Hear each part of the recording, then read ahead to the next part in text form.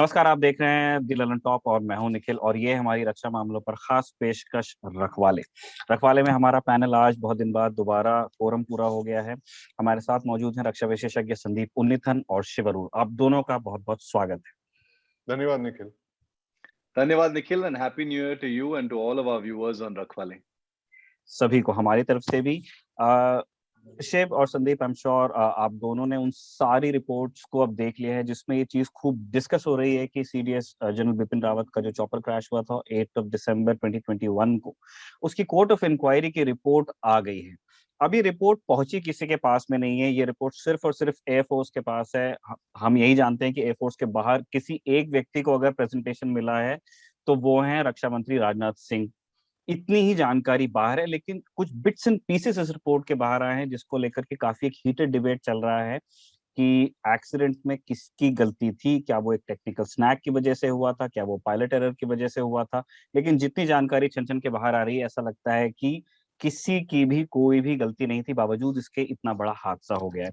हम इन्हीं सारी चीजों को डिस्कस करेंगे। एक जो राइडर हमने पहले ही दर्शकों को बता दिया है, हम दोबारा उसको दोहराना चाहते हैं। रखवाले की टीम के पास में फिलहाल उस रिपोर्ट का एक्सेस नहीं है। हमारा पैनल अपनी समझ के आधार पर उस रिपोर्ट की जितनी जानकारी बाहर आई है उस पर कमेंट करने वाला है।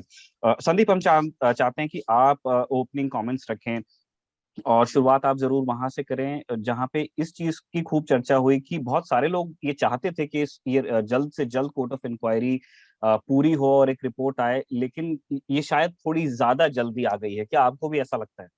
हाँ बिल्कुल निखिल, और जैसे आपने कहा कि हमें अब तक पता नहीं है कि एग्जैक्टली क्या हुआ है। जो हम कमेंट कर रहे हैं, we are only commenting on the media reports of this that have come out. There is no formal inquiry that has been released या उसके एक्सर्प्ट्स या ऐसे कुछ रिलीज नहीं हुआ है। So I am actually very hopeful कि अगले कुछ दिनों में जब भी वो रिपोर्ट आ जाएगी उसका एक फॉर्मल एक ब्रीफिंग होनी चाहिए इस पे।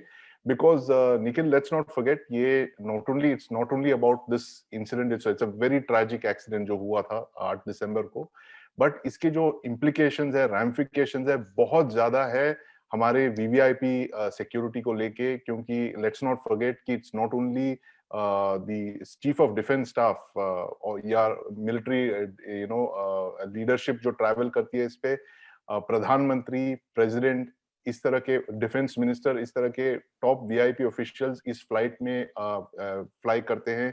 इस वीवीआईपी फ्लाइट में जो MI-17 V5 हेलीकॉप्टर है। इसलिए there are lots of questions that need to be answered Nikhil, and that is the reason कि ये इंक्वायरी बहुत ही अहम है।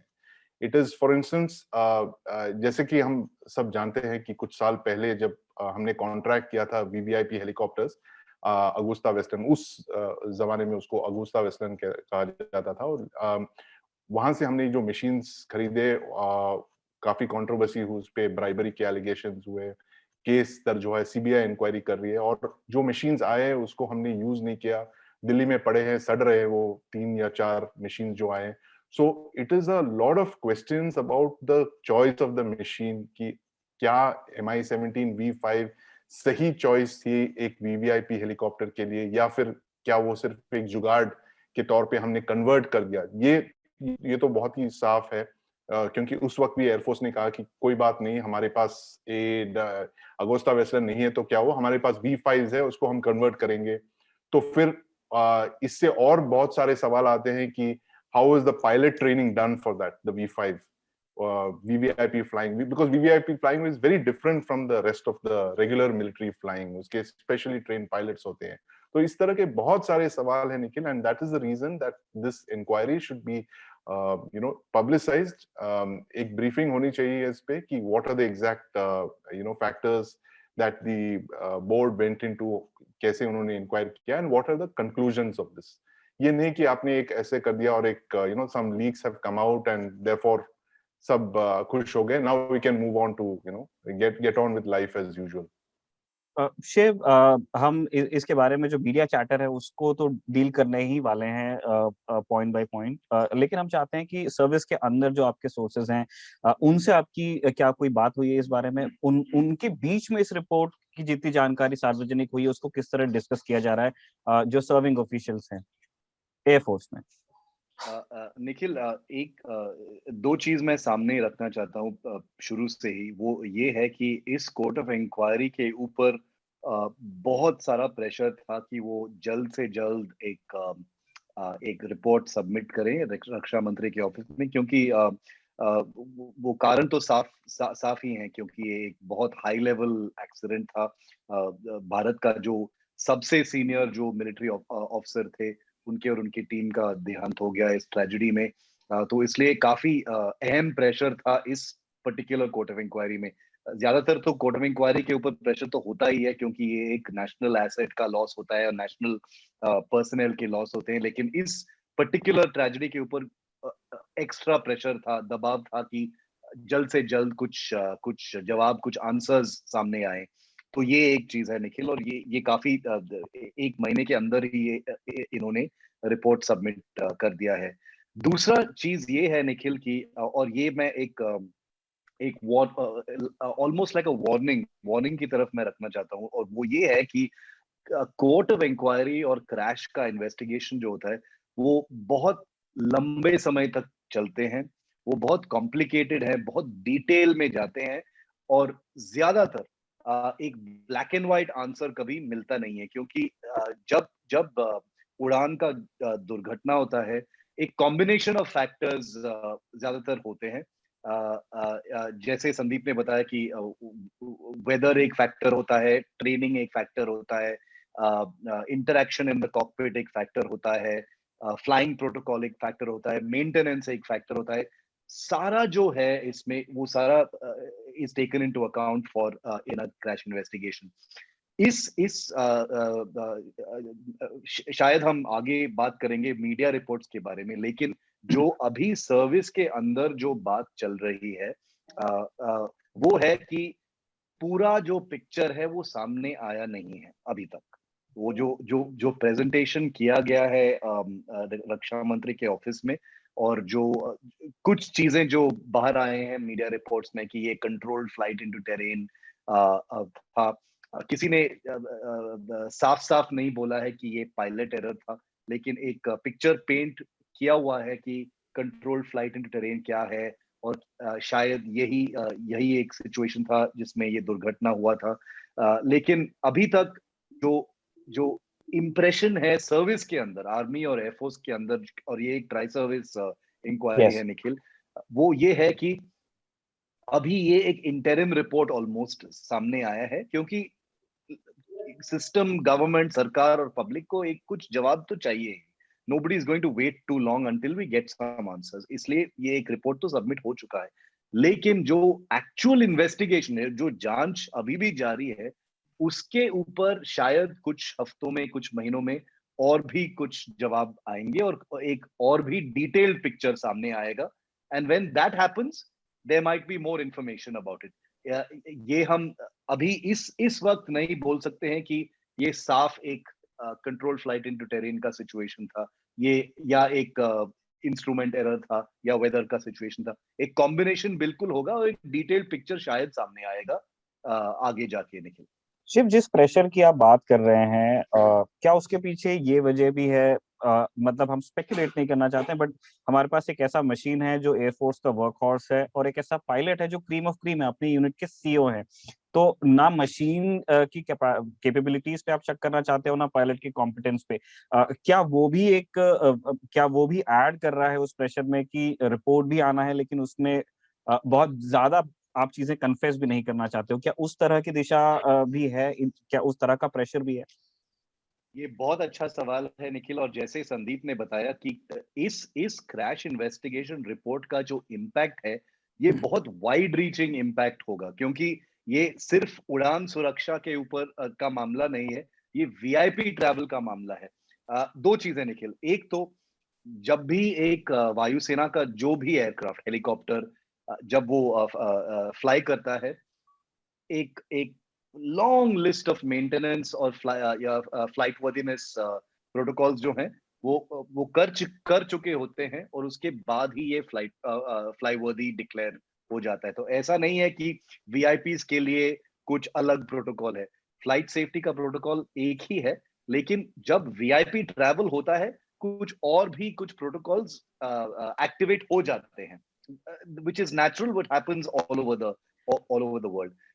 जो आपने सवाल किया, ये बिल्कुल बिल्कुल वेरी लेजिटिमेट सवाल ये है कि क्या प्रेशर था इसमें, क्योंकि ये एक वर्कहॉर्स हेलीकॉप्टर था, वीआईपी ट्रैवल के प्रोटोकॉल भी एक्टिवेट हुए थे.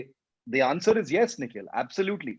प्रेशर जो था इस क्रैश इंक्वायरी के ऊपर बिल्कुल जारी था, क्योंकि जो फाइंडिंग्स हैं इस रिपोर्ट के, इनके इनके इम्प्लीकेशंस और impact not just flight safety but बहुत सारे एक्शंस पे पर असर पड़ेगा on whether VIPs can travel together, whether they can travel with their families, क्या उन परिवार के साथ ट्रैवल कर सकते हैं, जो जो पायलट्स हैं वीआईपी ट्रैवल के लिए, उनका उनका जो सर्टिफिकेशन और रेटिंग्स, क्या उस पर असर पड़ सकता है, क्या वेदर को लेकर कुछ प्रोटोकॉल्स चेंज शायद हो जाएंगे, कुछ फ्लाइट पाथ्स के लिए क्या कुछ एडिशनल प्रोटोकॉल्स जारी जारी किए जाएंगे.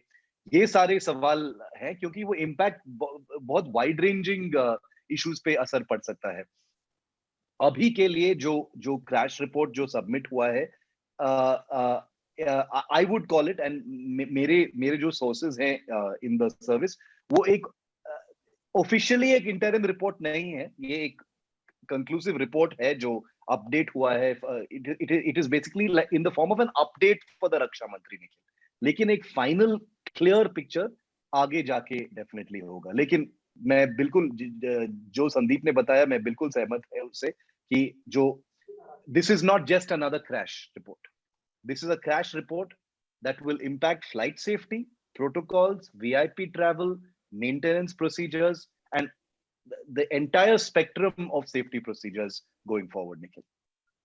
संदीप, अब हम आपके पास आना चाहते हैं और हम चाहते हैं कि थोड़ा जार्गन है जो प्रेस रिपोर्ट्स के माध्यम से लोगों तक पहुंचा है, और आप उसको थोड़ा सा डीक्लटर करें. हम समझना चाहते हैं, जैसे बहुत सारी चीजें खूब डिस्कस हो रही है, control flight into terrain, no human error, no technical snag, sudden cloud cover, इन सारी चीजों की चर्चा खूब है. 8 दिसंबर को कुन्नूर को जो फ्लाइट जा रही थी सीडीएस जनरल बिपिन रावत को लेकर के, उनके संदर्भ में इन चीजों का मतलब हम कैसे लगाते हैं? ये जो अगर आपने देखा होगा निखिल, वो दिसंबर 8 को कुछ टूरिस्ट थे जो ग्राउंड से, उन्होंने एक स्मार्टफोन से उन्होंने वीडियो शूट किया. वहां से साफ क्लियर होता है एक्चुअली कि क्या हुआ होगा उस वक्त, क्योंकि हम देखते हैं उस वीडियो में, और जिन्होंने उसको स्टडी किया वो पायलट्स ने कहा है कि ये बिल्कुल it looks like a very authentic video, because अगर आप देखोगे उसमें you can see the helicopter enter the cloud and within seconds there is a loud sound, and वो रोटर्स जो है उसके रुकने की आवाज भी आती है. तो that basically illustrates what could have happened, going by this, a control flight into terrain jo hai, that the main thing about control flight into terrain is when you are completely in control of the machine, or suddenly you fly into an obstruction. It could be agar hill ho sakta hai, ya ped ho sakta hai, ya it can even be the surface of the sea, या any geographical feature. और इस तरह के जो accidents, कई सारे ऐसे accidents हुए हैं इन द पास्ट ऑल्सो, खास करके in the ghats, in the hills, when there is a combination of hills and weather. It's a very lethal combination, जो हिल्स एंड वेदर की जो कॉम्बिनेशन है. कई सारे ऐसे एक्सीडेंट्स हुए हैं, बहुत ही सैड मिलिट्री फ्लाइट्स की जो है, खास करके हेलीकॉप्टर्स के, जब वो फेरी करते हैं अक्रॉस द वेस्टर्न घाट्स. ऐसा होता है कि जब आप फ्लाई कर रहे होते हो, there is a cloud, and you think that you are flying, it appears that the cloud has suddenly come up, lekin what has happened is that it is the terrain that has actually come up. So that is the experience that the pilots describe in these kind of crashes. So aise bahut sare where you don't see the hill, and it is suddenly covered by cloud cover. aur is December 8th वाले crash में क्या हुआ होगा, जो दो pilots जिन्होंने study किया उसको, वो उनका ये कहना है कि पॉसिबली इट इज दैट, जैसे वो पायलट ने अपना डिसेंट शुरू किया था to land into that Wellington gymkhana club, जो it's a makeshift landing ground, और it's very possible that जो cloud आ गया था, suddenly it appeared in front of him, and they were doing visual flying. Oh, this is an area where they do visual flying to land onto the helipad, and it's quite possible that उन्होंने ये miss कर दिया हो, and that is how that tragic accident happened. So that is this whole thing of controlled flight into terrain, and it's one of the most common causes, Nikhil, of helicopter accidents. बहुत सारे ऐसे accidents हुए हैं, and especially in, like I said, Western Ghats में. So that is the main thing. Sandeep, इसी चीज को लेकर के एक सप्लीमेंट्री क्वेश्चन हमारा ये भी है, इस चीज को लेकर के काफी हीटेड डिबेट है कि अगर इसे मान लिया जाए कि कंट्रोल फ्लाइट इनटू टेरेन का ही एपिसोड था, हमारे पास रिपोर्ट नहीं लेकिन बात इस तरह की चल रही है, तो इसकी जिम्मेदारी फिक्स कहाँ होगी? क्या वो मशीन पे होगी, या वो फ्लाइंग प्रोटोकॉल्स पे होगी, या वो पायलट ट्रेनिंग पे होगी, या फिर उसे एक अनफॉर्चुनेट इंसिडेंट मान के हम उससे आगे बढ़ जाएंगे? क्योंकि अब इस बात में बहस चल रही है कि क्या उसके लिए आप उन दो पायलट्स को दोषी ठहरा सकते हैं, या मशीन को दोषी ठहरा सकते हैं, या इन दोनों में से कोई भी नहीं? Nikhil, Abhi, now, in this situation, again, we are talking not based on any report. हमने study नहीं किया. This is purely speculative. But what happens normally इस तरह की जो inquiries में, it's very detailed. जैसे शिव कह रहे थे, they go into every aspect of this whole thing. They right down to pilots, what they had the previous night, whether the food, that kind of thing. Medical reports, they do a complete 360-degree on this incident. Now, in this particular case, they would be going into very, very minute details also. कि क्या सारे protocols follow किए गए थे, who was the supervising authorities in this case. So military aviation is generally all about supervisor. If the this particular pilot was flying, उसका supervisor कौन था, what is the kind of training that he had been given, were there any past incidents which reflected any kind of unusual incidents. I mean, this is going by past inquiries. ऐसे बहुत सारे cases मैंने सुने in the past also, when pilots have actually turned back, when they've said कि there is bad weather, and we have to, we cannot enter this, we don't have the requisite instruments, या फिर my co-pilot, they suddenly discovered, is not qualified to fly in this kind of a condition, इसलिए he has turned back. So it will, इस तरह की inquiry, it will go into all these aspects, and ये एक black and white picture नहीं आएगा, Nikhil. It won't be an immediate thing, but there will be a set of circumstances, and इसलिए मैं कह रहा हूँ, it's really important to understand कि what exactly happened in terms of equipment क्या था उस वक्त, what are the kind of training that the pilots had got, were they did they have simulators, for instance? That's a very important point. क्या V5 के simulators हैं, उस simulators पे किस तरह की training दी जाती है, क्या इस weather को handle करने की उनकी क्षमता है?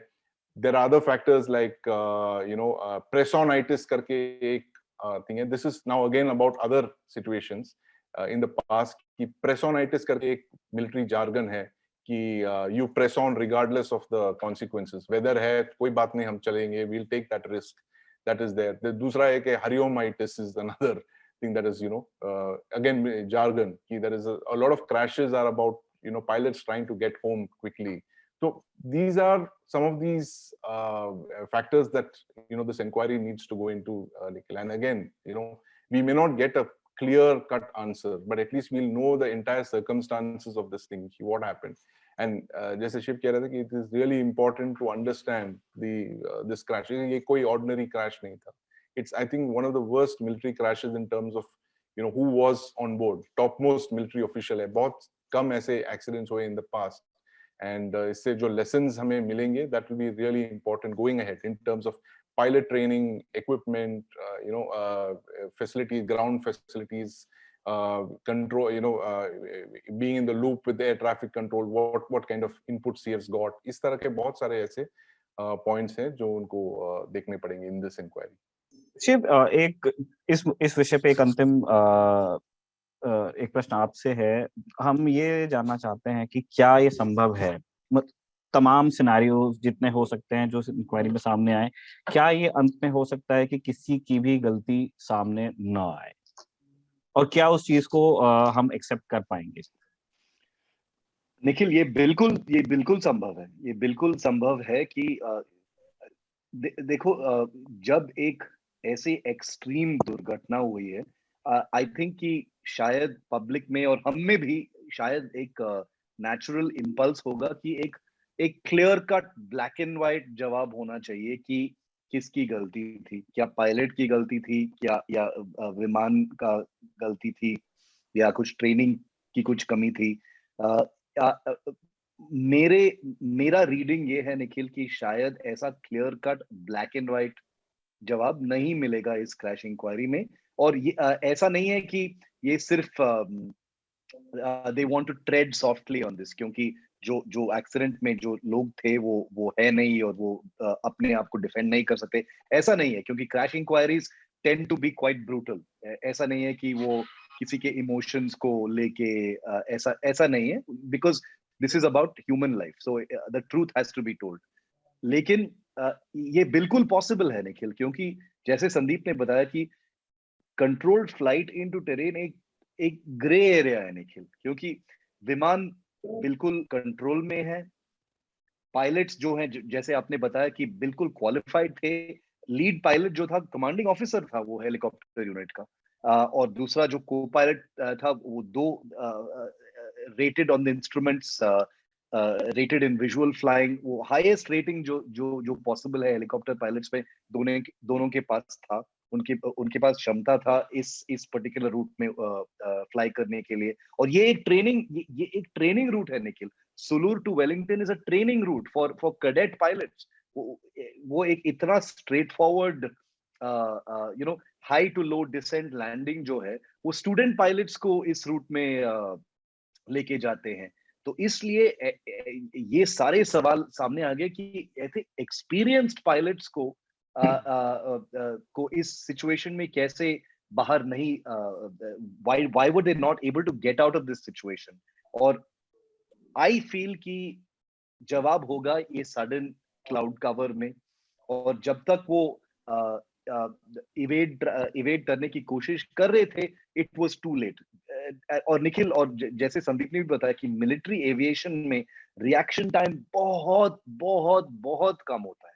बिल्कुल बिल्कुल माइक्रो सेकेंड्स में होता है रिएक्शन टाइम में। और जब एक हर्डल या कुछ पेड़ या रॉक या जब बहुत नजदीक होता है, specially when you are very close to the ground, वो रिएक्शन टाइम और भी कम हो जाता है। तो इसलिए काफी मुश्किल हो जाता है। तो बिल्कुल संभव है कि जब ये फाइनल रिपोर्ट आएगा, it may not blame anyone in particular. It might just make it out to be an unfortunate incident blamed on a combination of factors Nikhil. एक उस चीज के ऊपर वैसे दो लेकिन कुछ रिकमेंडेशंस बिल्कुल होंगे निखिल। दो चीजें हैं। It may not blame anyone, वो गलती साबित नहीं करेगा किसी के ऊपर। लेकिन वो रिकमेंडेशंस बहुत इंटरेस्टिंग होंगे, क्योंकि उसको इंटरप्रेट करके हमको अंडरस्टैंडिंग मिलेगा कि where things went wrong based on the recommendation.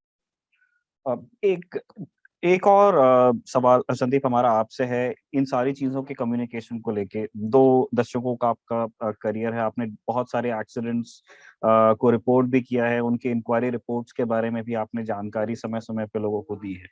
हम ये समझना चाहते हैं कि क्या ये ग्लोबल फिनोमेना है, या फिर भारत में ये टेंडेंसी कुछ ज्यादा है कि सेना से जुड़ी मामलों में इंक्वायरी रिपोर्ट्स के पब्लिक होने को लेके हम बहुत पजेसिव होते हैं। इस चीज की मांग काफी जोर पकड़ रही है कि कम से कम एक रिडैक्टेड रिपोर्ट तो आप बाहर निकाल सकते हैं, जैसे जो आपकी ट्रेनिंग या इक्विपमेंट की सेंसिटिव इंफॉर्मेशन है आप उसको रिडैक्ट करके बाकी चीजें बाहर दे दीजिए, क्योंकि ये तो सिविल एविएशन के काम में आने वाली भी चीज है। क्या इस एटीट्यूड में किसी बदलाव की संभावना निकट भविष्य में है, या फिर जैसा चल रहा था वैसा चलेगा? बहुत अच्छा सवाल है निखिल। और मैं समझता हूँ कि not only about crash reports, generally there is a tendency not to reveal information. आप आपकी क्रैश रिपोर्ट की आप बात कर रहे हो, 50 साल पहले वाले हम अभी भी लड़ रहे हैं पुराने मिलिट्री रिपोर्ट्स डिक्लासिफाई करने के लिए, तो आप आज की बात कर रहे हो।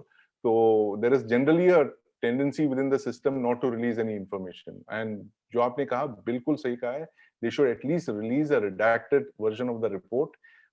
बहुत कम समय ऐसे हुआ है कि जब किसी गवर्नमेंट ने has come out with a very detailed report I think Kargil जो रिव्यू कमेटी के जो रिकमेंडेशंस है, हालांकि it's not about an accident but it is about certain lapses that emerged then 1999 में, that is a fantastic example of how government should address these kind of issues, क्योंकि this is ये जैसे मैं कह रहा था, it is not an ordinary crash के लिए। तो सबसे इम्पोर्टेंट जो सैन्य अधिकारी है उनके हेलीकॉप्टर का क्रैश हुआ है, today it is happened to him, it could God forbid should not happen, but it could happen to someone else also in the future. So these are the lessons that we need to draw इसीलिए, and it is also important to assuage the public कि government is aware of these things, the defense ministry is aware of it, and this is our response to the to the public based on the concerns कि क्या हुआ है, and the fact that we are addressing these issues. But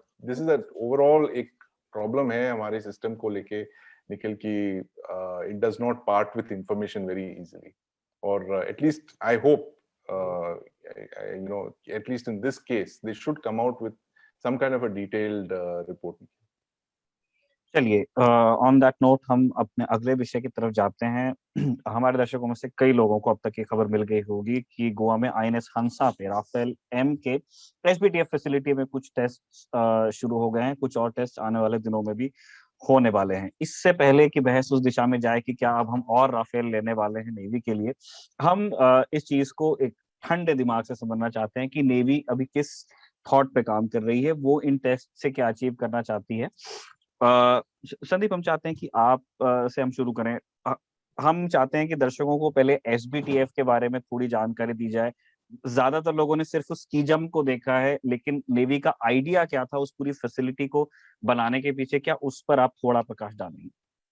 बिल्कुल निखिल, शोर based test facility जो है कुछ साल पहले उसका उद्घाटन हुआ गोवा में डाबोलिम एयरपोर्ट पे, और ये एक नेवल प्रोजेक्ट है जो जिससे वो एक एयरक्राफ्ट कैरियर का मॉकअप बनाया उन्होंने लैंड पे, ताकि वो हमारे जो कैरियर पायलट्स हैं उनको लगातार राउंड द ईयर उनको ट्रेनिंग मिले उस फैसिलिटी पे।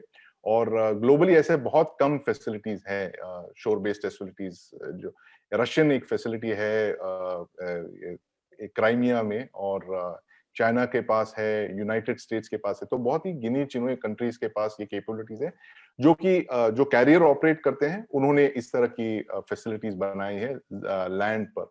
और एक्चुअली मेरा सवाल ये है कि हमें इतनी साल क्यों लगे, क्योंकि इंडियन नेवी जो है 60 साल से कैरियर ऑपरेट कर रही है, लेकिन बहुत ही रिसेंटली उन्होंने ये इस फैसिलिटी को लगाने की बात की है।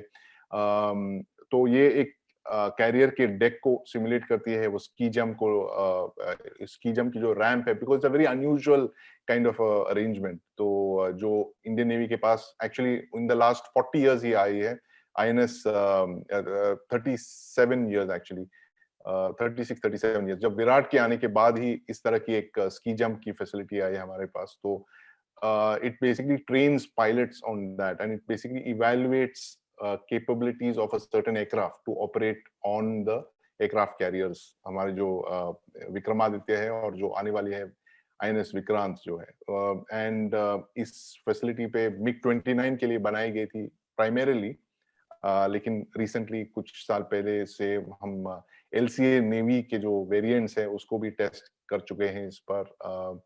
एंड जैसे आपने कहा कि अब आगे चल के राफाल एम को भी टेस्ट करने वाले इधर इन गोवा, एंड हो सकता है F-18 को भी लाया जा सकता है इस पर। संदीप, हम अब उस विचार को समझना चाहते हैं जिसके तहत नेवी ये सारे ट्रायल्स कर रही है। हम जानते हैं कि नेवी ने कंपटीशन फ्लोट किया हुआ है वो और कैरियर बेस्ड एयरक्राफ्ट लेकिन उसके लिए अभी एयरक्राफ्ट के चुनाव पर अभी आखिरी मतलब वो जीरो इन उन्होंने किया नहीं है, और वो एक बहुत लंबा प्रोसेस है। हम नेवी किन चीजों के ऊपर ध्यान दे रही होगी जब वो राफेल एम को टेस्ट करेगी, एसपीटीएफ और पॉसिबली कैरियर पे भी और F-18 को भी? वो क्या जानना चाहते हैं, क्या वो किस तरह की इंफॉर्मेशन है जिसको वो जीरो इन करना चाहते हैं इन ट्रायल्स?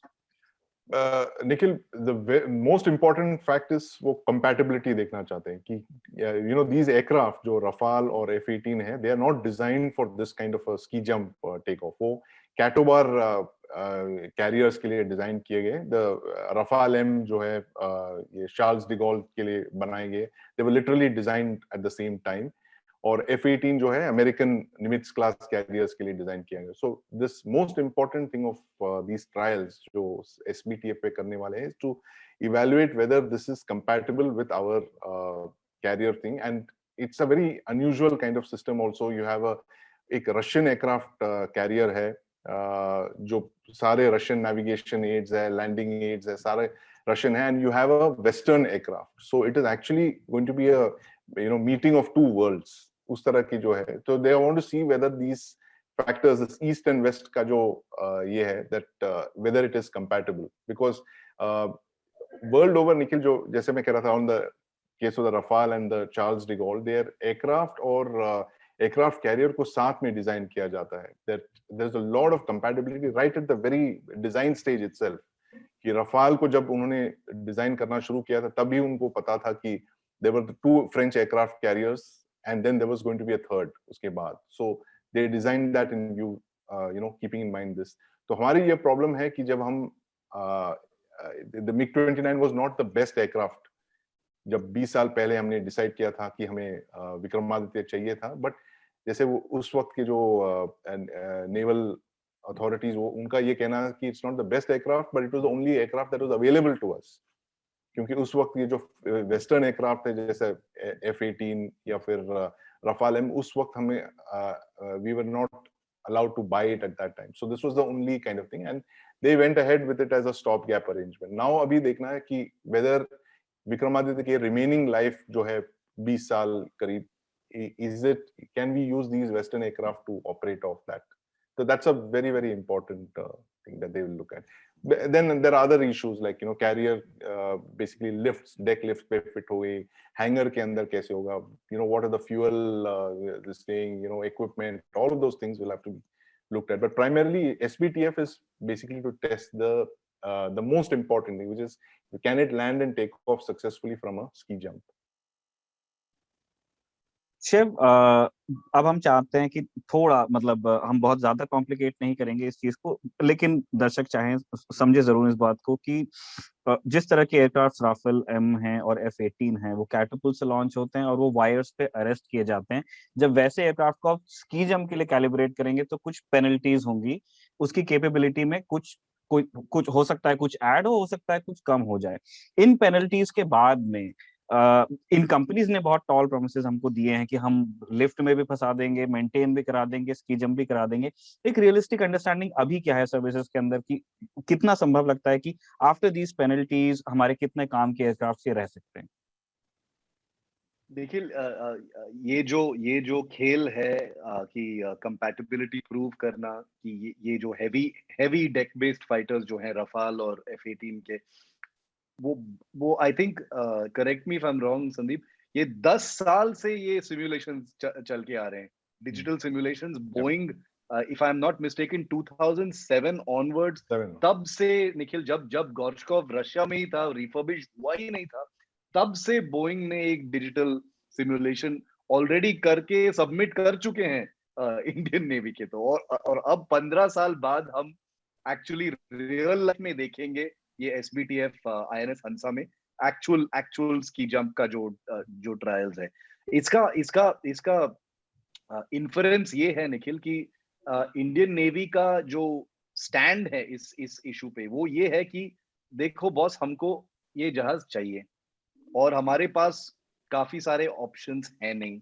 हम बिल्कुल लॉक हो चुके हैं कि जो लॉन्च मैकेनिज्म है हमारे एग्जिस्टिंग और नेक्स्ट एयरक्राफ्ट कैरियर में जो लॉन्च है वो लॉक है. ऐसा नहीं है कि हम बोलेंगे कि नहीं भैया ये स्की जंप को हटाओ और एक कैटapult लगा दो इसमें. ऐसा तो बिल्कुल हो नहीं सकता है.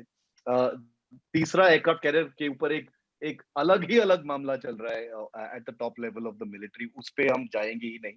तो अभी we are stuck with ski jumps. हमारे पास सिर्फ स्की जंप्स हैं.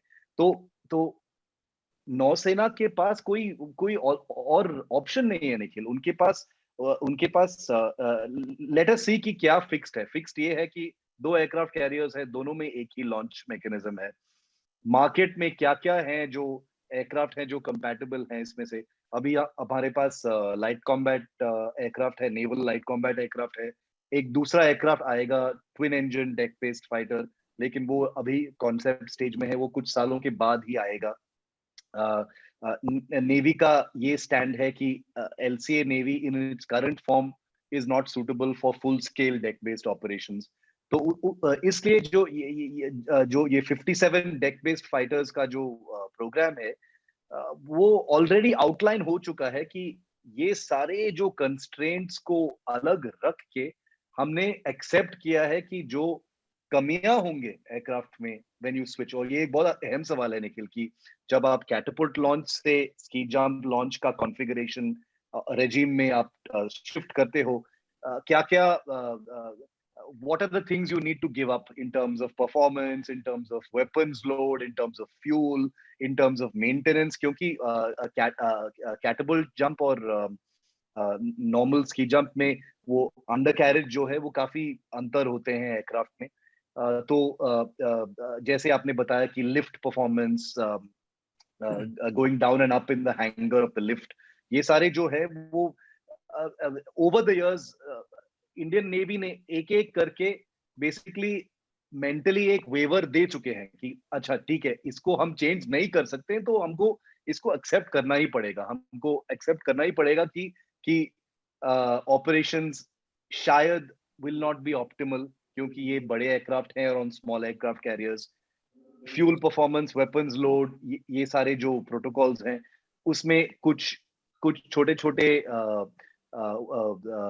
सब ऑप्टिमल वेवर्स वो एक्सेप्ट हो चुके हैं निखिल, क्योंकि आपके पास वो और कोई ऑप्शन नहीं है। कहां से एयरक्राफ्ट आएंगे? आपके पास सिर्फ MiG-29K है अभी, और इंडियन नेवी ने ऑल बट ऑफिशियली डिसाइड कर चुके हैं कि हमको MiG-29K और चाहिए नहीं। तो इसलिए ये जो, और संदीप ने इस पे काफी लिखा भी है कि जो ये प्रोग्राम, अगर ये प्रोग्राम आगे चलता है, it is being seen as a Rafale versus F-18 का जो program, contest between these two aircraft. लेकिन जो एविएशन एक्सपर्ट्स है वो बोलते हैं कि these aircraft are not suitable. ये बिल्कुल सुटेबल ही नहीं है, क्योंकि ये स्की जंप के लिए बने नहीं है, ये स्मॉल और मीडियम एयरक्राफ्ट कैरियर्स के लिए बने नहीं है, ये high performance heavy deck based fighters हैं। तो ऐसा है कि एक ऑलमोस्ट एक जबरदस्ती सिचुएशन बन चुका है इंडियन नेवी के लिए, और and they don't have any manoeuvring room beyond this, क्योंकि उन्होंने ऑलरेडी एक्सेप्टेंस ऑफ नेसेसिटी हो गया है कि हमको ये फाइटर्स बिल्कुल चाहिए, हमारे पास ये एयरक्राफ्ट कैरियर है। अरे एयरक्राफ्ट कैरियर तो आगे, तो जहाज तो लगाने पड़ेंगे एयरक्राफ्ट कैरियर पे। तो इसलिए एक it has become a bit of a dilemma for the Indian navy. और ये बिलीव मी निखिल कि जब जब रफाल और F-18 ये स्की जंप ट्रायल्स करेंगे गोवा में, aviation experts, global aviation experts इसको बहुत क्लोजली देखेंगे, क्योंकि ये एक बहुत दिलचस्प कॉन्टेस्ट भी है। क्योंकि F-18 और the F-18 and the Rafale are both seen as aircraft which are against the F-35। America में भी बोइंग का ये मकसद है कि इंडिया US नेवी को कन्विंस करना कि भैया F-35 मत लो, F-18 और लो। हमने F-18 को नया बनाया है। और यूरोप में भी यही सिचुएशन है कि बॉस F-35 मत लो और रफाल लो। तो एक it's a global aviation story जो होगा गोवा में। संदीप, एक चीज हम, मतलब मेरे पास सही शब्द शायद नहीं हो उस प्रश्न के लिए, मतलब डॉक्ट्रिन और टेक्नोलॉजी दोनों लेवल्स पे हम चाहते हैं कि आप इस कंफ्यूजन को थोड़ा एड्रेस करें। हम ये लगातार देखते जा रहे हैं कि स्की जंप्स के लिए जो एयरक्राफ्ट दिए जाते हैं, इंडियन नेवी को भी, बाकी नेवीज भी जो इस्तेमाल कर रही हैं, उनका विचार कभी स्की जंप से लॉन्च में आया नहीं था। MiG-29 एक क्लासिक इंटरसेप्टर था, आपने उसको बाद में कैलिब्रेट करके फिर MiG-29Ks आप बनाते हो। यही चीज हम अब रफाल, माफ कीजिए, LCA नेवी में भी यही हुआ है कि आपने एयरफोर्स के लिए जो एक प्रोजेक्ट बना हुआ था, उसमें फिर आप चेंजेस करते हुए फिर नेवी तक के जा रहे हो। अब हम एक नए और वेस्टर्न एयरक्राफ्ट के बारे में बात कर रहे हैं, वो भी ऐसे हैं कि वो बने किसी और चीज के लिए, अब हम उसको चेंज करके वापस कीज पे लेके जा रहे हैं। क्या ये एक बहुत सही तरीका नहीं है काम करने का? क्योंकि ये सुनने में ही अटपटा लगता है। Nikhil, you're absolutely right. It's it brings to mind this whole thing of जुगाड़, जो हम कहते हैं, it's a word I don't like very much, but ये इस तरह के हमने अगर आप एयरक्राफ्ट कैरियर को भी देख लो, जैसे विक्रमादित्य है, MiG-29 was not designed for Gorshkov.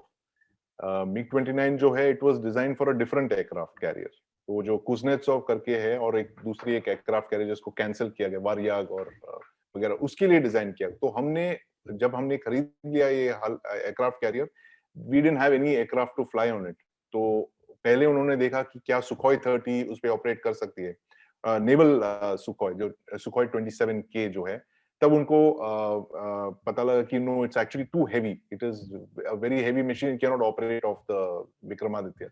तब उन्होंने MiG-29 को ये किया। So it is actually been mix and match जैसे, and it's a very sad story, क्योंकि अगर आप देखोगे इसकी जो थॉट प्रोसेस है, the whole process of replacing the ये जो विक्रमादित्य है, it is actually replacement for the INS Vikrant, जो पुरानी INS विक्रांत है। तो इसकी जो प्रोसेस है, almost 30 years it is begin. 1991-92 से हमारे टीम्स जाने लगे थे फॉर्मर्स ये रशिया में इस एयरक्राफ्ट कैरियर को स्टडी करने के लिए। तो again it is all the fact that it takes so long to design aircraft, to design aircraft carriers, to बहुत कम कंट्रीज हैं which have managed this thing. So I wouldn't be exactly very harsh on us, but we have just gone with the choices that we got. लेकिन मेरा एक ये कहना है कि we should have pushed harder for the LCA Navy, Nikhil. But the LCA program is actually a lot of the seed funding for that came from the Navy. लेकिन मेरा ये मानना है कि maybe they could have pushed a little more to get a TED-BF kind of fighter. 20 साल पहले अगर उन्होंने शुरू कर लिया होता, maybe like a twin engine deck based fighter, then we could have had something roughly parallel with the LCA. Now that they have announced it, अब late stage में वो ADA ने develop करना शुरू किया है, but I don't see that coming before the end of this decade.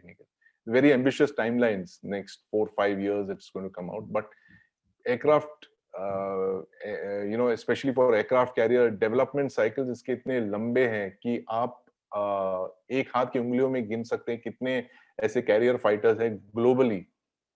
So, maybe 20 years you'll get maybe one new fighter. That's how rare these programs are. और Sandeep, Ted-BF की क्योंकि बात निकल ही गई, हमें समझना चाहते हैं कि अगर टेड-बीएफ एक क्लियर थॉट के साथ बना लिया जाता है, कैटापुल्ट्स तो कैटापुल्ट्स, स्की जंप्स तो स्की जंप्स, क्या वो एक सही दिशा होगी चलने के लिए आगे?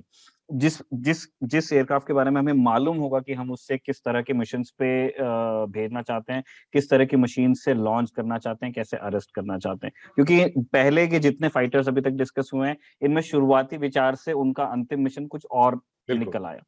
Yes, absolutely. No, Nikhil, this TED-BF is a great opportunity कि पहली बार हमें मिल चुका है कि we have an aircraft now that is being designed from scratch for 2 platforms that already exist. And I'm not sure about this fact. Maybe Shiv can provide more information कि क्या ये remaining जो fighters है, the original requirement is 57, Shiv, and I think this 36 is a step down requirement. So does that mean that the rest of it will be met by the TED-BF? ऐसा हो सकता है that they want to buy a few foreign fighters and buy a lot more Indian fighters. ये भी हो सकता है, they're trying to mix and match. But my only thing is that there is going to be such a bewildering array of carrier based aircraft कि आपके पास MiG-29 भी होंगे उस वक्त, then you have your foreign fighters also, and then you have a third type of indigenous fighter. But I think it is time Nikhil ये standardize करना है कि we have to go on 1 or 2 max 2 aircraft. You can't have this whole menagerie of aircraft. जैसे शिव कह रहा था कि that third aircraft carrier is too far in the future. जो है हमारे पास अब जो है the next 20-30 years we are going to have only 2 aircraft carriers, it looks like. So whatever aircraft that we have to operate, you should optimize it for the available platforms. And of course, if you start designing the IAC-2 जिसकी बात चल रहा है, then you should make sure that you have the aircraft to fly off that. अब एक सबसे controversial सवाल मैंने बचा के रखा है शिव के लिए। शिव शिव, हम ये जानना चाहते हैं कि जिस तरह एक रीथिंक था पूरे एक्विजिशन प्रोग्राम को लेकर के, चाहे वो किसी भी सर्विस का हो, जब सीडीएस जनरल बिपिन रावत अपना काम कर रहे थे, तो उनके विचार काफी चर्चा हुआ करती थी, जो इस तरह की बातें वो करते थे। जैसे एक विचार ये था कि अगर आप सैम्स ले रहे हो कटिंग एज, तो आप इंटरसेप्टर्स पे कॉम्प्रोमाइज कर सकते हो इन नंबर्स एटलीस्ट, आप अपने काम करने का तरीका बदल सकते हो। क्या तीनों सर्विसेज के बीच में ये बहस भी है कि नेवल एयर आर्म को भी इस तरह की एक रीथिंक की जरूरत है, और उस चीज को लेकर सर्विसेज सोचती क्या है, स्पेशली एयरफोर्स और नेवी? ये एक लगातार एक ऑलरेडी एक there has been a fight. If you see the fight between the army and the air force, Nikhil, वो एक काफी सामने आता है, काफी explicitly सामने आता है कि they don't agree on many things. Navy और Air Force में भी ऐसे disagreements हैं in terms of who should be controlling air power etc. लेकिन वो काफी सामने नहीं आता है, क्योंकि because the Navy का जो air power responsibilities हैं वो काफी clearly demarcated है, oversea, off the aircraft carrier etc. लेकिन जो एक्चुअल लड़ाई है, और वो हमने पिछले एक एपिसोड में डिस्कस किया है कि क्या जो बहुत कम रिसोर्सेज और बजटरी रिसोर्सेज है हमारे पास, क्या एक तीसरा एयरक्राफ्ट कैरियर पर इस्तेमाल करना होगा, या should we be using it for other instruments, like for instance should we be spending it on submarines, क्योंकि करंट सिचुएशन में इंडियन नेवी का काफी मुश्किल स्थिति है कि how to take forward naval air power, offensive air power in a meaningful manner, क्योंकि जैसे मैंने पिछले जवाब में बताया कि उनके पास काफी ऑप्शंस नहीं है, उनके पास जहाज के ऑप्शंस नहीं है, उनके पास एयरक्राफ्ट कैरियर के ऑप्शंस नहीं है, शॉर्ट टर्म और मीडियम टर्म में उनके पास एक बहुत narrow decision making manoeuvrable space है। इसलिए आगे जाके शायद if they want to change things around a little bit, शायद उनके पास कुछ ऑप्शंस होंगे, लेकिन अभी इस वक्त जो है, अगर आप मुझे पर्सनली बता रहे हैं, मेरा पर्सनल व्यू ये है कि at the end of the day the Indian Navy will have to choose, उनको चुनना पड़ेगा कि क्या उनको और भी न्यूक्लियर अटैक सबमरीन्स चाहिए, या उनको एक तीसरा एयरक्राफ्ट कैरियर चाहिए होगा। आप दोनों नहीं ले सकते हो।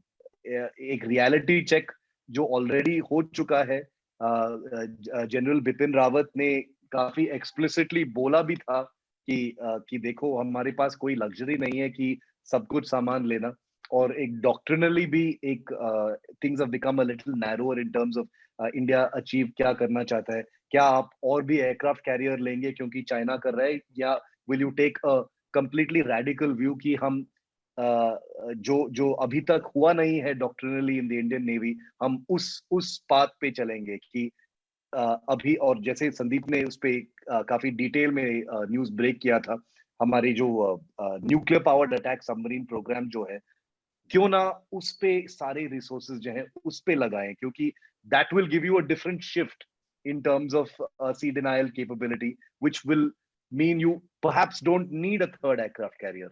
लेकिन it's a controversial issue Nikhil, it's an issue जिसमें बहुत लड़ाइयां होंगे, और वेटरन्स के ग्रुप्स में ये एक बहुत it's a very fiery topic, और अभी एक वैक्यूम बन चुका है मिलिट्री सिस्टम में आफ्टर द सीडीएस's डेथ, लेकिन ये एक बहुत ही अहम इशू था कि how to streamline the path we are going to take ahead in terms of air power between the Navy and the Air Force. So that's going to be extremely important.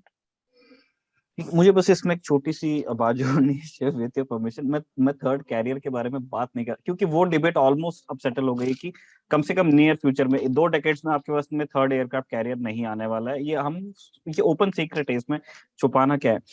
हम दरअसल इस दिशा में, वो प्रश्न था कि जितने प्रोग्राम्स अब प्रॉमिस कर दिए गए हैं सर्विस से, उनमें भी क्या ट्वीक्स हो सकते हैं, क्योंकि इस तरह की चर्चा भी है कि Ted BF might go the way जिस तरफ तेजस मार्क 2 जा रहा है, कि बातें बहुत होंगी लेकिन बहुत सारे लोग श्योर नहीं है कि वो प्रोजेक्ट मटेरियलाइज कब होने वाला है। एनीवेज, इस तरह की और चर्चाएं हम करते रहेंगे रखवाले में, इस तरह की दिलचस्प बहसें भी होती रहेंगी। आप दोनों एक्सपर्ट्स का बहुत बहुत शुक्रिया हमें वक्त देने के लिए, और शुक्रिया हमारे दर्शकों का भी जिन्होंने रखवाले की इस किस्त को देखा। धन्यवाद Nikhil. Thank you, Nikhil. Thank you, Sandeep. Thank you Shiv. Thank you.